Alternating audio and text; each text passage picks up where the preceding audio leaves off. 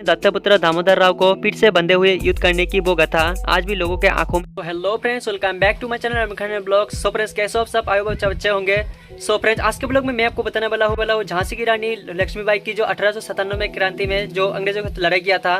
तो अंग्रेजों के साथ लड़ाई करने के बाद उनके मृत्यु के बाद उनके बेटा जो था दामोदर, तो उनके साथ क्या हुआ था, तो आज उन्हीं के बारे में हम बताने वाला हूँ।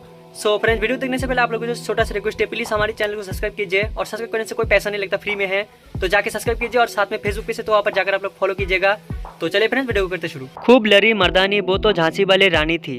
अंग्रेजों का सामना करने वाले रानी लक्ष्मीबाई के बारे में कौन नहीं जानता। सन 1897 के युद्ध के बारे में कौन नहीं जानता। रानी लक्ष्मीबाई अपने दत्तपुत्र दामोदर राव को पीठ से बंधे हुए युद्ध करने की वो गाथा आज भी लोगों के आंखों में आंसू ले आती है। सबको यो पता है कि रानी लक्ष्मीबाई उस युद्ध में वीरगति को प्राप्त हुई थी, लेकिन क्या किसी को पता है कि उनके बेटे के साथ क्या हुआ था। लक्ष्मीबाई के दत्तपुत्र दामोदर राव और उनके वंशज का क्या हुआ और उनकी जिंदगी कैसी थी, इस बारे में आज हम आपको पूरी जानकारी देंगे। शायद आपको ना पता हो, लेकिन दामोदर को रानी लक्ष्मीबाई के जाने के बाद बहुत कष्ट झेलने पड़े। कहते हैं उन्हें भीख मांगकर गुजारा करना पड़ा था।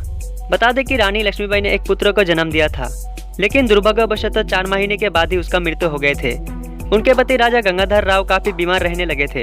रानी लक्ष्मीबाई ने राज्यों को उसका उत्तराधिकारी दिलाने के लिए दामोदर को 5 साल की उम्र में गोद लिया था। सन 1857 के युद्ध के दौरान रानी लक्ष्मीबाई ने दामोदर की जिम्मेदारी अपने विश्वास पात्र सरदार रामचंद्र राव देशमुख पर सौंपी थी। युद्ध में अपने जान की आहुति देने के बाद रामचंद्र राव देशमुख को 2 वर्ष तक दामोदर को अपने साथ लिए ललितपुर जिले के जंगलों में भटकते रहे। अंग्रेजों के डर से कोई उन्हें मदद के लिए आगे नहीं आया। कई बार तो उन्हें खाना तक नसीब नहीं होता था।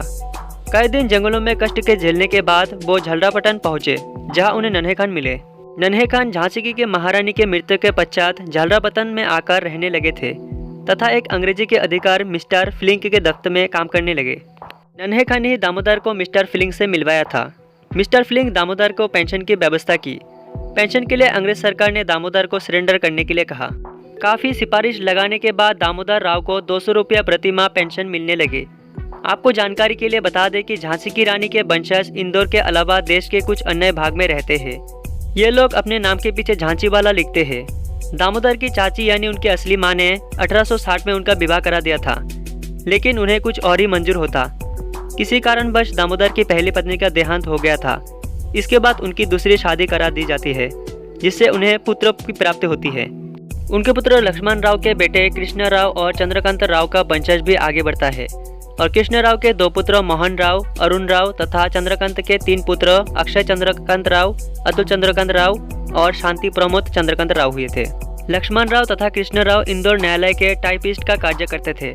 अरुण राव मध्य प्रदेश बिंदु मंडल से बतौर इंजीनियर 2002 में सेवानिवृत्त हुए।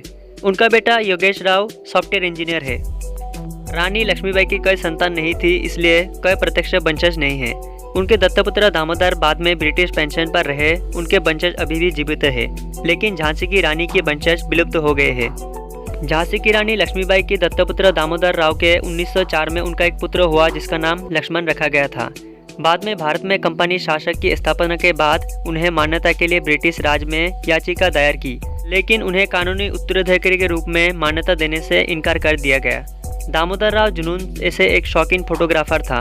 28 मई 1906 में उनकी मृत्यु हो गए थे और उनके पुत्र लक्ष्मण राव जीवित रहे। फ्रेंड्स, आई होप आपको झांसी की रानी के दत्तपुत्र दामोदर राव के बारे में जानकर आपको अच्छा लगा होगा। तो फ्रेंड्स, वीडियो अगर अच्छा लगा तो प्लीज़ लाइक, शेयर और सब्सक्राइब जरूर करना। और साथ में फेसबुक पे से तो वहाँ पर जाकर आप लोग फॉलो करना। सो आज के लिए इतने ही, मिलते भी नेक्स्ट ब्लॉग में, और तब तक के लिए ख्याल रखें अपना।